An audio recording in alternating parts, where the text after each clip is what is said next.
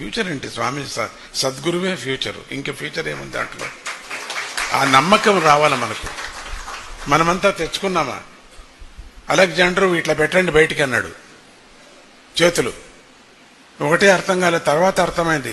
అంత రాజ్యం గెలిచి అన్ని మాటలు దండయాత్ర చేసి ఒట్టి చేతులు వెళ్ళాడు. మనం ఏమీ తీసుకుపోం.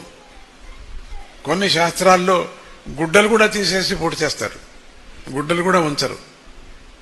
ఆ సగం జీవం ఉన్నప్పుడే కత్తిరించుకుంటారు.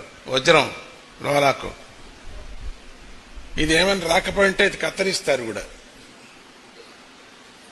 ఏం రాలేదేం చెప్పేసి. ఇది ప్రపంచం. ఇది అప్పుడే పోట్లాడుకుంటారు. ఇంకా అగ్ని తగలబెట్టినా తగలబెట్టరు, పిల్లలంతా పోట్లాడుకుంటారు.